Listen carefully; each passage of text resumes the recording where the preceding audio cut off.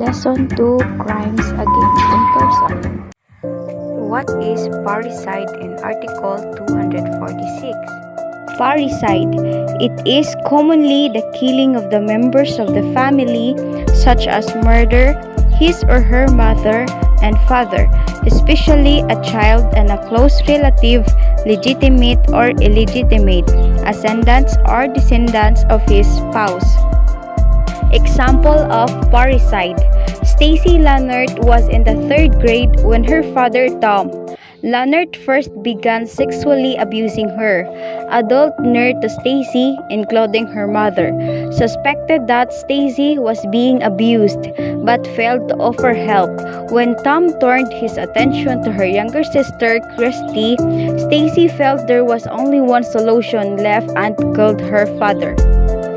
Penalty: reclusion perpetua to 20 years and 1 day to 40 years imprisonment to death.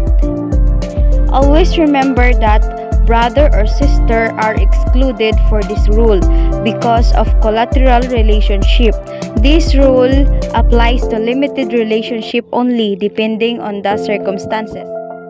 Article 247: Death or physical injuries inflicted under exceptional circumstances.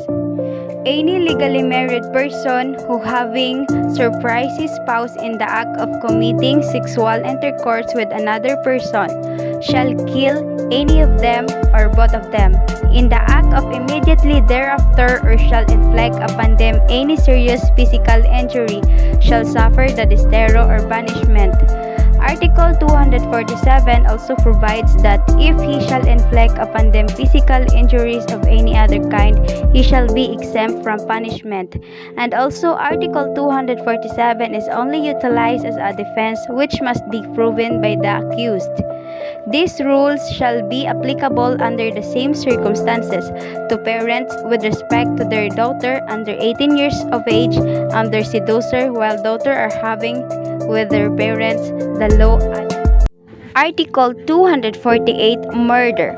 The unlawful premeditated killing of one human being by another under the provision of 246 shall be guilty of murder. Otherwise, murder is perhaps the single most serious criminal offense. Depending on the circumstances surrounding the killing, a person who is convicted of murder may sentence to many years in prison, a prison sentence with no possibility of parole or death. For example, a married man who's having an affair sees a man leaving the home of his mistress. He confronts her and they argue, leading to him accidentally killing her. Article 249: Homicide. The killing of one human being by another. It is usually a term and may refer to a non-criminal act as well as the criminal act of murder.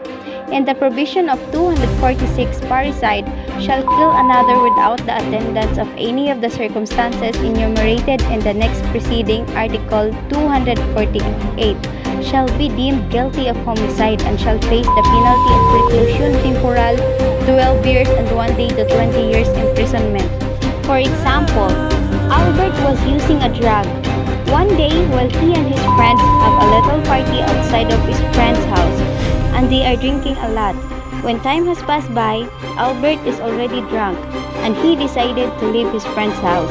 On his way home, he saw a girl walking along the street, and suddenly, because he is using drugs and under influence of alcoholic drink, he raped undoubtedly and stabbed her twice that led the girl to Article 255: Infanticide. The killing of a child less than 3 days of age, whether the killer is the parent or grandparent, any other relative of the child, or a stranger, and shall face the penalty of the crime penalized in Article B committed by of the child to conceal dishonor. She shall suffer the penalty of prison mayor, 6 years and 1 day to 12 years imprisonment in its medium and maximum period. If committed by maternal grandparents or either of them, the penalty shall be reclusion temporal 12 years and 1 day to 20 years imprisonment. For example, Mary is married with 3 children, conceived the child with another man, and reportedly threw the child for fear of her husband who is returning to the country, and Mary is charged a case of